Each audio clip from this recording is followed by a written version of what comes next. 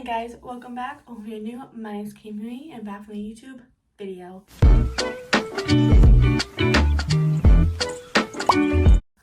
So I'm doing today is just another monthly recap, and a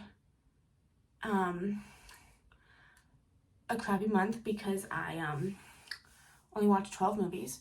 I've been slacking. 12 might be my lucky number because that's all I seem to be watching nowadays. But yeah. Okay, so the first movie that we have is Jumanji. A rewatch. Love this movie. Robin Williams. I think there's like 3 of them. This is like by far like the original, the best. Board game. It's like not quite comes to life. It's hard to explain, but it's like it's good. I forgot about how bad the effects were. The monkeys, very, very beautiful. Good movie. Haven't watched it. You have to watch it. And then I watched Wrong Turn. I'm reviewing the franchise, so I'm rewatching the franchise. Of course, this movie, a lot of it for me is just nostalgia, which I've like have noticed. But it still is like a pretty good movie. It's basically just these people get lost in the woods, this hillbilly, cannibals. It's a fun movie. I mean, don't go in like expecting the best movie you've ever seen. It's a lot like Hills Have Eyes, but in my opinion, way better. Plus, it's like no sexual assault, which already gives it like a good higher up there. I'll give that a 9 out of 10. And then I watched Spider-Man 3. I don't think I've ever seen the movie all the way through. It actually was pretty good. I didn't hate it. I mean, Spider-Man, like Peter Parker got on my nerves in this one, but like it wasn't bad. I did realize that like a lot of it does kind of like remind me of like The Amazing Spider-Man, because like I never really realized how much of like Spider-Man and The Amazing Spider-Man are like the same. But I give that 7.5 out of 10. And then of course I watched Venom. I was confused a lot of it just because like, you know, like Venom's in Spider-Man 3, so I thought there was like a connection, but I guess there isn't. I'm still kind of confused, but whatever. It was good, an 8 out of 10. And then I watched a new movie, Damsel, with Millie Bobby Brown. It's on Netflix. This one, it's about this girl. It's like a period piece, kind of like a thriller. I thought it'd be like horror, but it's not. It's just kind of this girl. She marries this man, and there's like this whole, like this prince, and there's like just whole like history behind it. It's okay. I feel like a lot of just, I think if you like period pieces, you like it. I'm not a big fan of those. I thought it had like more action, because it looked better. I do think the trailer does give away a lot of like the fun stuff. I feel like if you just go in it as blind as possible, you like it. But it has Millie Bobby Brown and Angela Bassett, and I really like those two. So it was a 7 out of 10. And then I watched Sisterhood of the Traveling Pants. I watched this on the way home from Mexico. I didn't realize that would want to make me cry, so it was fun trying not to cry on a plane. Really good. I think it's based off a book, but it has like the girl Lily Gilmore, and then it has of course Blake Lively, so it's cool seeing that in the movie. But it's just about like these best friends, and then of course they get like magical pants to fit all of them, because like they're all like different bodies, and they all like spend a summer away from each other. It's actually a really cool and fun movie, and I would love to watch the second one, which I probably can find it somewhere. I'm just lazy. Good movie. Really sad, but I give it a 9 out of 10. And then I watched Thunderman's Return. I watched this before the Nickelodeon documentary came out. Just before I say that. It was a good movie. I think a lot of it is just nostalgia. Of course, they didn't have a high budget, so of course, like, the CGI is not good. But I do think, like, if you watch the Thundermans, you like it. But, you know, like, Max and Phoebe, like, they lose their job and they have to go back to it. It's okay.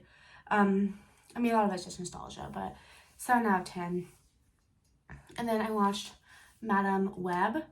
This actually was really good. I don't understand all of the hate. Of course, it's not like the best Marvel movie I've seen, but definitely isn't the worst.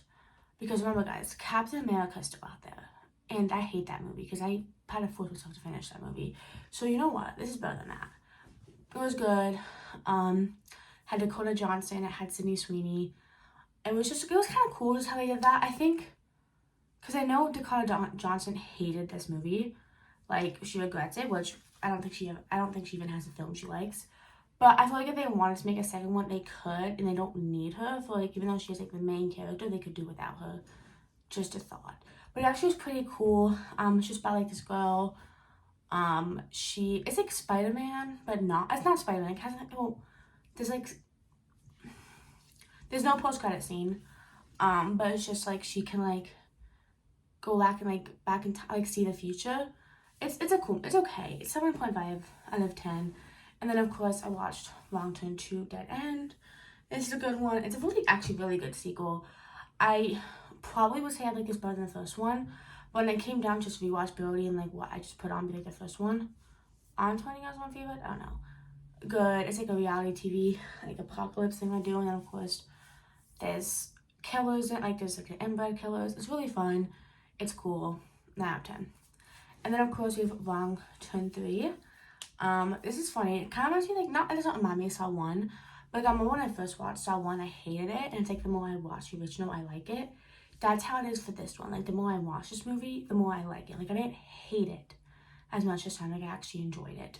But I give this, like, prisoners, so it's really cool, like, seeing, like, the prisoners, and then a lot of, like, they use, like, an actual prison, they use, like, an actual bus. It's just a lot of cool stuff that they actually did.